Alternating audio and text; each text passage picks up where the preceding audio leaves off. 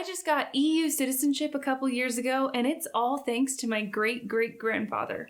And you might be able to, too. The European Union, or EU for short, is a union of 27 European countries like France, Spain, Germany, Italy, Poland, Sweden, just to name a few. The United Kingdom was part of the EU up until 2020, as the country famously voted to exit the European Union back in 2016 in a political event called Brexit.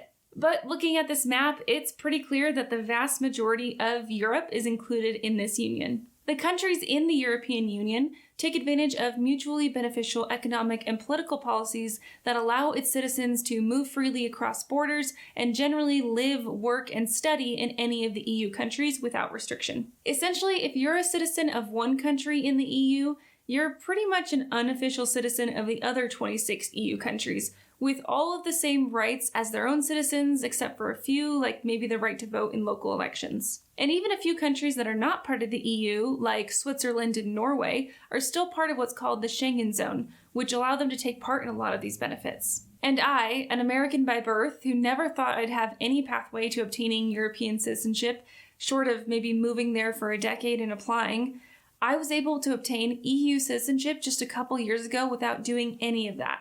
And it's all thanks to my great-great-grandfather in a teeny tiny country with very generous generational citizenship laws. And that teeny tiny country is called Luxembourg, a country sandwiched in between France, Germany, and Belgium, and smaller in land size than Rhode Island. It's one of the smallest countries in the world, but economically very relevant, because Luxembourg is a powerhouse for the financial industry. The country was founded on steel manufacturing, but pivoted into banking as the industry declined over the last 100 years, and quite successfully because they now own the title of the wealthiest country in the world per capita, meaning controlled for population size. And that population, with latest counts coming in at just over 600,000 people, is highly educated, with the average person speaking 3 to 4 languages fluently. Luxembourg's official languages are Luxembourgish, German, and French, with a lot of business also being conducted in English. Luxembourgish is, of course, the local language, and sounds a little bit like a mix of German and French, with heavier emphasis on the German. Luxembourg itself, despite its incredibly small size, is also home to many expats. Almost 50% of its residents don't actually hold Luxembourgish nationality, but instead come from neighboring countries like France, Belgium, and Germany. Luxembourg also boasts a pretty large Portuguese population, with 15% of its residents coming from Portugal, which is pretty interesting to me because Portugal is a pretty far away geographically, at least by European standards. And while having such a strong multinational community has undoubtedly been critical to Luxembourg's continued economic success, having their own citizens potentially become a minority in their own country over the coming years could partially explain why the country has such generous citizenship laws. Let me explain what I mean by that. In nearly all countries, parents can pass citizenship to their children. Pretty straightforward. If you're French and you have a child, they get your French citizenship. But let's say then that child moves to America, where they meet an American and marry and settle down and have a family. Their kids will probably have both French and American citizenship.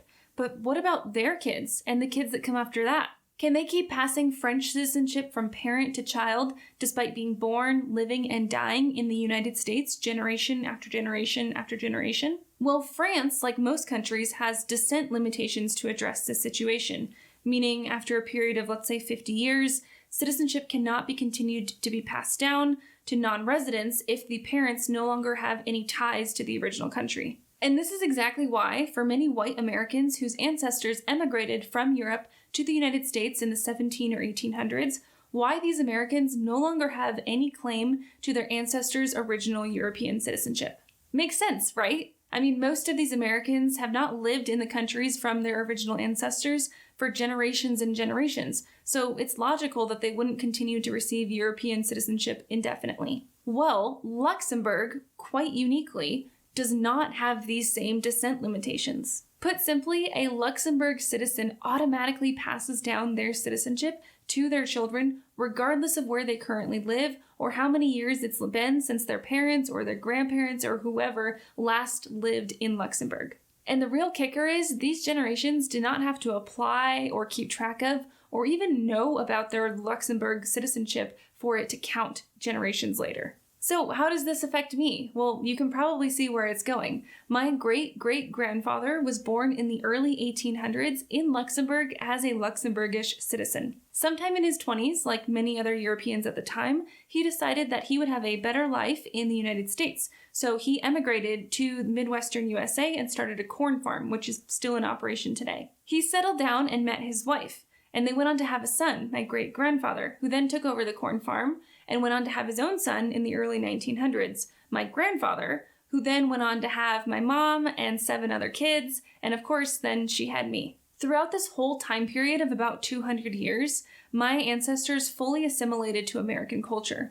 They sadly didn't pass on their Luxembourgish language, and they certainly didn't maintain their Luxembourg citizenship. In Luxembourg's eyes, over the last 2 centuries, they had no idea that my great-great-grandfather had any kids or any living descendants today. But that didn't matter. Their laws clearly state that citizenship is passed down generation after generation, even if you didn't inform them of your existence. Unfortunately, their laws also state that up until 1969, only fathers could pass down citizenship to their children. So the line to my original ancestor had to be all male up until that year. And since my lineage went from great-great-grandfather to great-grandfather to grandfather to mother to then me, and I was born after 1969, I qualified. All I had to do was prove it. I had to gather official birth, marriage, and death certificates for everybody in my lineage, going all the way back up to my original Luxembourgish ancestor, which thankfully didn't turn out to be all that challenging because pretty much everybody in my line stayed on the same corn farm,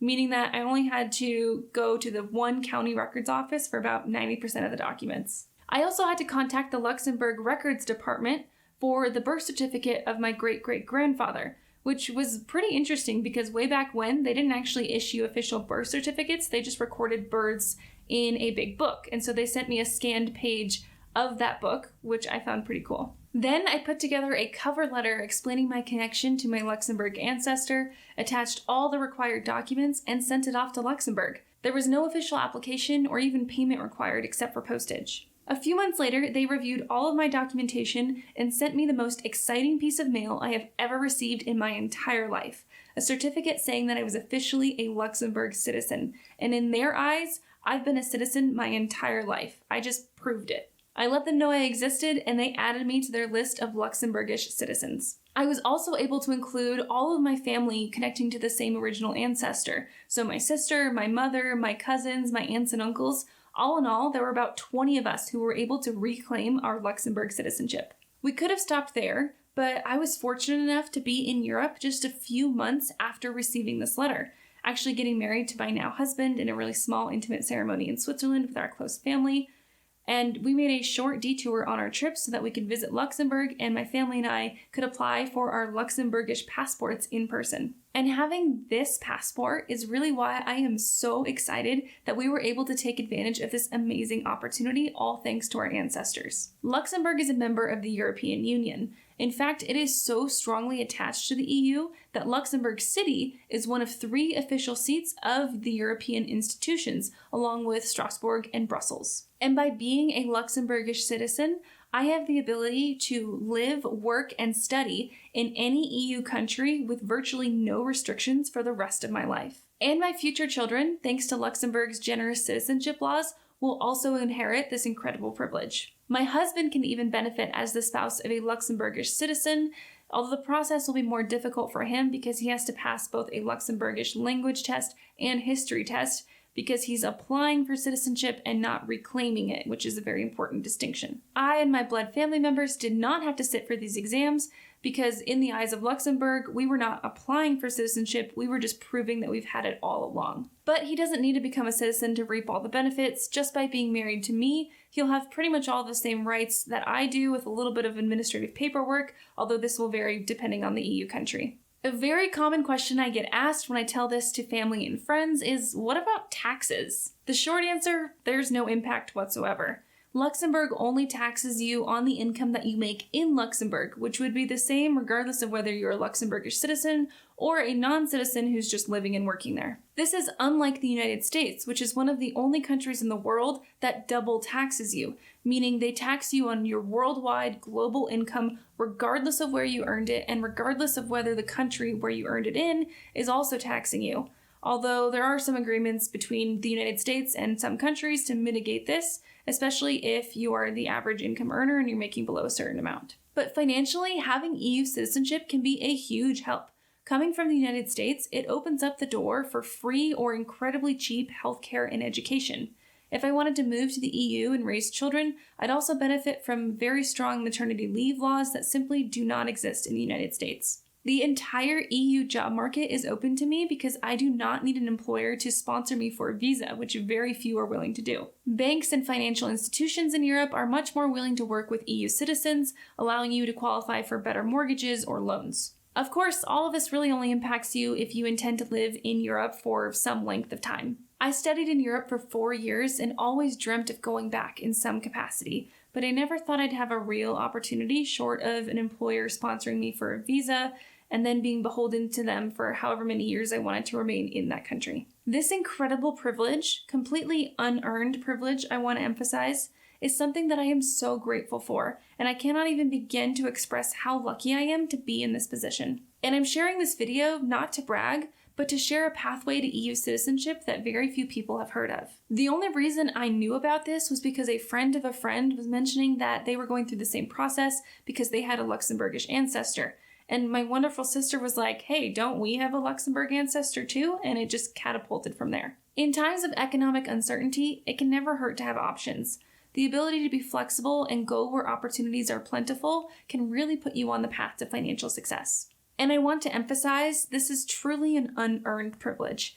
And it's a textbook example of white privilege because my ancestors came from Europe, and specifically Luxembourg, which has very generous citizenship laws.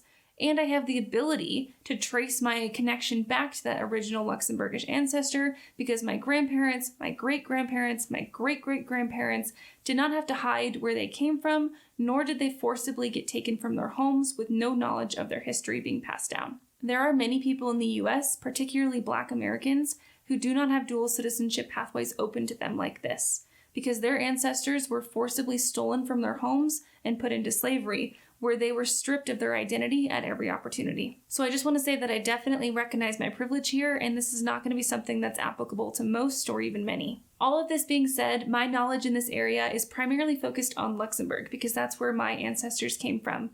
There may be many countries around the world that have similar citizenship laws, so if you know your ancestry, it might be something worth looking into. A country with laws like Luxembourg only needs one ancestor to grant citizenship, and we all have 16 great-great-grandparents, and that number doubles with every generation that you go up. Well, thanks for letting me share my story with you. If you enjoyed this video, please give it a like and consider subscribing. I make all sorts of videos covering everything from investing, building wealth, and other financial content that they don't teach you in school. Thanks for watching, and I'll see you all next time.